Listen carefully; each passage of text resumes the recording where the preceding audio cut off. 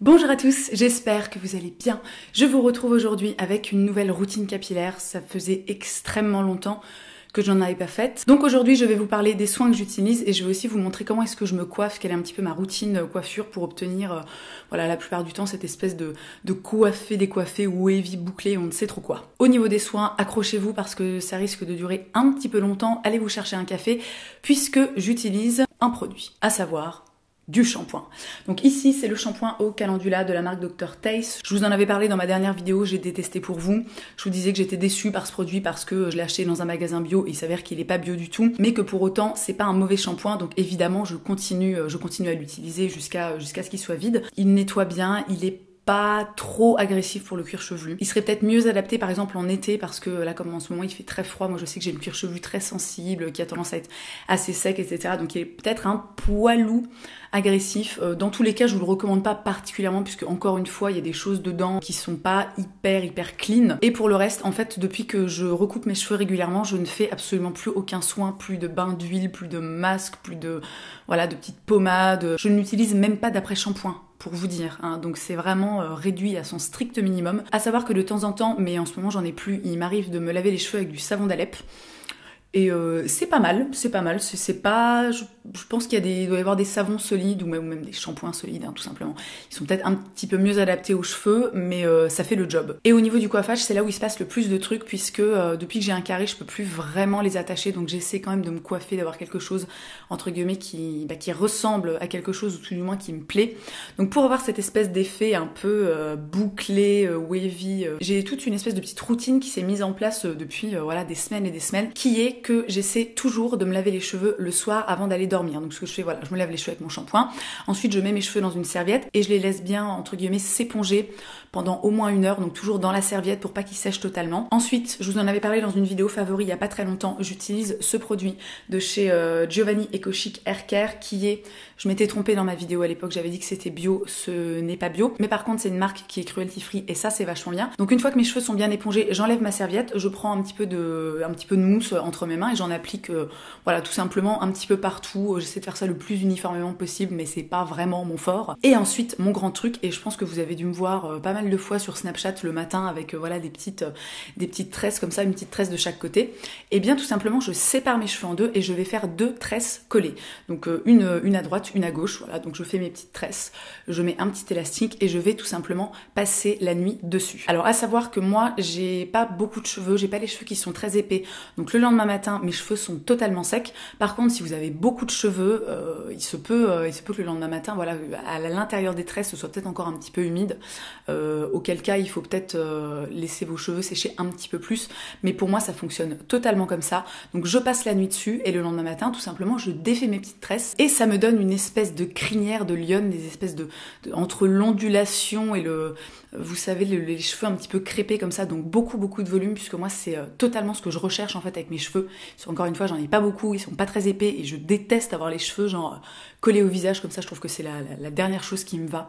Mais vraiment. Donc je défais mes petites tresses, je mets ma raie comme j'ai envie, donc la plupart du temps elle va être de ce côté-là et je rabats tout comme ça. Parfois je vais laisser mes cheveux tels qu'ils sont, donc avec ces espèces de mini ondulations. Mais la plupart du temps quand même j'attrape mon fer à boucler, qui est un fer de la marque T3 que j'avais acheté en Angleterre sur un e-shop qui s'appelle Cult Beauty.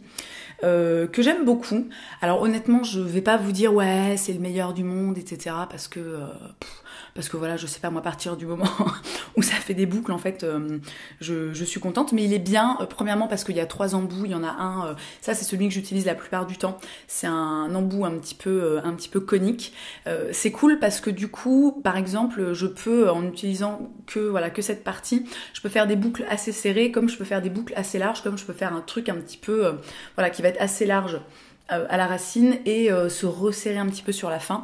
Il y a aussi un embout vraiment rond, tout simple, un petit peu plus épais, et il y en a vraiment un gros que pour le coup j'utilise pas parce que j'ai pas les cheveux assez longs en fait pour que ça donne un joli effet, mais sur des cheveux très longs sans aucun doute ça donne quelque chose de très beau. Et à partir de là, fidèle à moi-même, autant vous dire que je ne m'amuse pas à séparer toutes mes mèches, à prendre Je m'en fous, je prends mon truc, je laisse mes cheveux détachés tels quels et je boucle les mèches que j'ai envie de boucler pour que ça donne un rendu, comment dire, on va dire plus ou moins homogène. Sachant que ce que je trouve intéressant en fait dans le fait de mixer les petites nattes collées et le fer à lisser, c'est que en fait tout simplement en dessous mes cheveux vont être complètement crêpés, donc ils vont être pleins de volume. Et ça va, c'est vraiment en fait ce qui m'aide à avoir du volume dans mes cheveux et à pas avoir les cheveux tout plats. Et je trouve que c'est vraiment une technique qui marche assez bien. Alors après évidemment faut pas être adepte des coiffures hyper lisses, enfin vraiment très propres, très clean, très bien réalisées. Mais quand on aime comme moi les effets un peu coiffés, décoiffés, bordéliques, je trouve que c'est un combo qui fonctionne hyper bien pour avoir l'air un petit peu coiffé tout en gardant le max de volume. Et enfin le dernier produit que j'utilise, alors là je suis hyper contente parce que c'est une marque qui vient des États-Unis, qui est enfin arrivée chez Sephora. J'avais envie de tester ça depuis des millénaires. C'est le Texturizing Hairspray de chez Ouai. J'adore le nom de cette marque, c'est vraiment Ouai, tu vois, c'est... Voilà, bref. Le Texturizing Hairspray, c'est tout simplement un petit spray, une sorte de petite laque qui va texturiser les cheveux, qui va leur apporter en fait de la texture, du volume. Et alors j'adore ce produit, j'ai testé plein de sprays texturisants, plein de mousse, de trucs, et alors vraiment celui-ci je trouve est absolument génial parce qu'il ne laisse quasiment aucun effet de matière dans les cheveux. Il laisse juste cet effet de cheveux qui accroche un petit peu et je trouve que pour le volume c'est génial. Il en faut vraiment, je trouve, très peu pour avoir vraiment un résultat pump it up quoi, tu vois. Et en plus de ça il sent bon. C'est une espèce d'odeur un peu fleurie, enfin moitié fleurie, moitié lac de grand-mère comme ça. Donc je trouve assez cool. Et j'avais été vérifiée à l'époque et j'espère que ça n'a pas changé. Ouai est une marque cruelty free. Et ça c'est super. Voilà pour ma routine capillaire, donc j'espère que ça vous a plu, j'espère surtout que ça vous aura éclairé sur la façon dont je traite mes cheveux et surtout la façon dont je me coiffe, parce que vous êtes, je viens de recevoir un mail, pardon, vous êtes très nombreuses à me demander ce que je fais à mes cheveux ces derniers temps, donc maintenant vous savez tout. Comme d'habitude, merci d'avoir passé ce petit moment avec moi, je vous souhaite une très belle journée, je vous embrasse et je vous dis à la prochaine. Il y a une série dont il faut que je vous parle, c'est Sweet Vicious. Rapidement, le pitch de la série, c'est Jules, une étudiante américaine qui évolue dans une sororité, les fraternités en fait qu'il y a sur les campus aux États-Unis, et qui va se faire